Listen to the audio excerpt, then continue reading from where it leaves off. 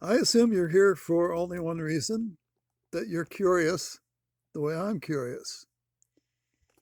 Um, Here's my friend Don Ream talking about bifocal reading glasses. And his mistake was to think that you can pressure medical people to do something they don't want to do and they don't understand why something should be done. So Don Ream did this video talking about bifocal reading glasses. And the problem is this: the medical people think you can throw plus lens glasses or bifocals at children and actually get something result. The children don't know what they're supposed to do. They're not going to do it. Although a study was conducted by Francis Young using the bifocal, which was in fact effective. Even though the kids didn't use the plus properly, it showed the prevention would be possible.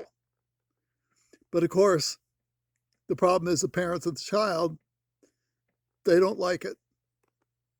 But that doesn't exclude mature adults who would understand why the plus was to be used and will use it correctly. Then I think prevention would be possible at 20, 40, or 50. But it's a choice, not a child, an engineer designing control systems. But here, let's listen to it.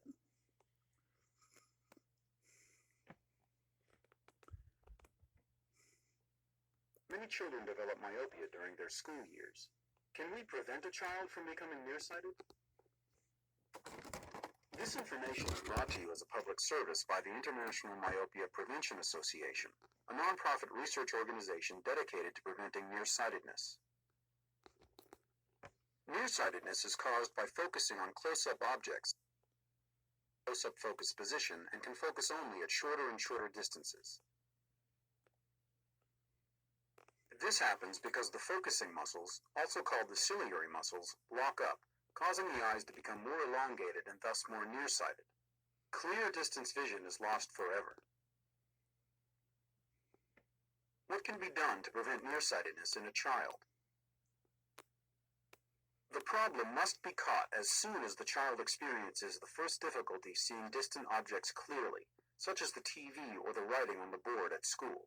Don't delay, or an irreversible overelongation of the eye will occur.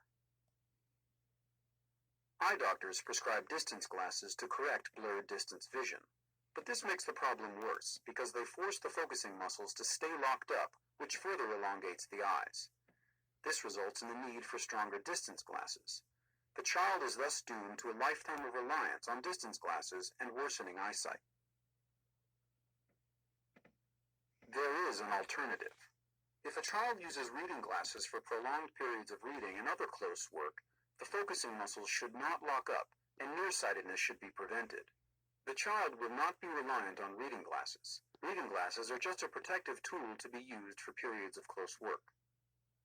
Instead of prescribing distance glasses, the eye doctor should inform parents about this option of using reading glasses for reading and prolonged close work.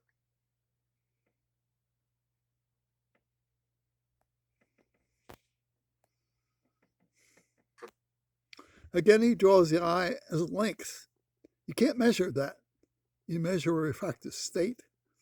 Only Rupa Wong gets it right by keeping her kids' eyes at least 20 inches off the page. And that's the only solution that will ever work. And it's medical only in the sense that Rupa Wong's a pediatric ophthalmologist. But that's, nobody will wear a plus lens. I could, except for an engineer who understands doing what I'm doing, which is wearing a plus to avoid it completely or get out of 2060 and get back to 2020. And I've been wearing a plus 15 years, if that helps you.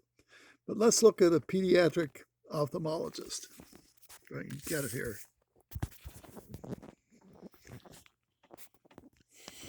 This is a response to Dr. David Hunter. And Hunter's a guy who loved the plus minus lens when he's at age 8. And so you'll never talk to Hunter about using a plus when you're 8 years old, because he knows the minus to be incredibly effective. So he doesn't want to hear anything else other than that. Only Rupa Wong keeps her kids 20 inches off the page, and that doesn't even involve any lenses at all, except her kids' refraction is measured as positive, basically the way I measure it. So here they are arguing about atropine. I would never use atropine on anyone, not myself, no one. But they're arguing 5% or 1%. It's a waste of time. So they're arguing back and forth about, well, it is legal. You just have to request it as a parent. Where Hunter said there ought to be a law that allows them to use atropine indiscriminately. Sick and tired telling patients. I'm sick and tired of doctors being totally silent about the eye's behavior because it would disturb their equilibrium about many of these issues. The main one being that when you put a minus lens on the fundamental eye, it goes down. If somebody looks at the graphics, the science, yeah, that's what happens. They'll still endlessly deny that it happens. And that's where science separates from medicine. They're just too biased to think straight. So they'll throw pluses at a child that doesn't know what's going on and say, ha, it didn't work. And I always say, you didn't do it right. You didn't explain.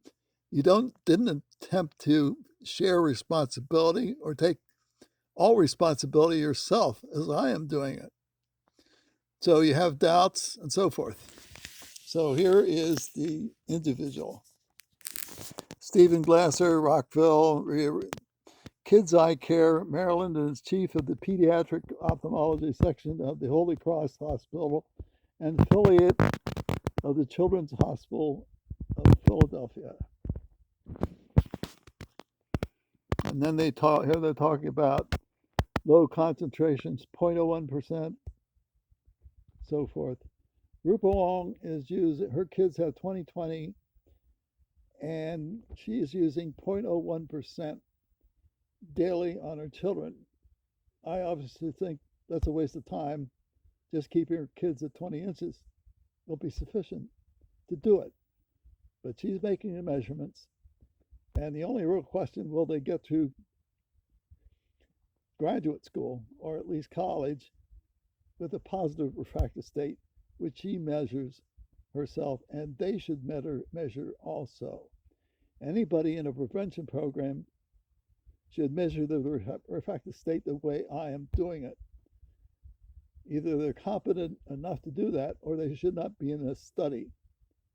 The measurement should not be done by an ophthalmologist or optometrist. The person himself should have the maturity and intellect to understand the measurement and measure it himself. If that's not possible, there can't be any prevention study. The people that I would talk to would be doing this, and regularly, maybe once a month, and they would understand it's long-term. A person doesn't understand long-term prevention with the plus is not going to never get to 20/20. Fortunately, Steiner has gotten some people to pass the DMV, which is amazing.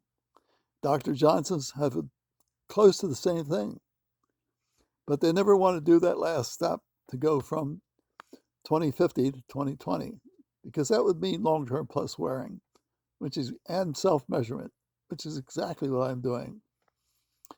I was fortunate to be able to, I was trying to convince my relatives to do it when I was at -8 diopters.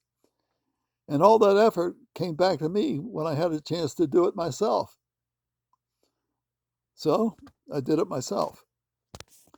Add your own commentary. I assume you're here because you're curious. If you're not curious, you don't really belong in science. You don't have the imagination to see it or understand it. And David Gunner gets a minus. He's 8 years old. It's impressive, and he never thinks about it again. All of a sudden, the minus lens becomes science in his mind. A camera, frozen camera, becomes science in his mind. And once they have that in their minds, or their doctors, you can't talk to them. They know everything. They always draw a camera and tell you that they know what they're doing and they are perfect.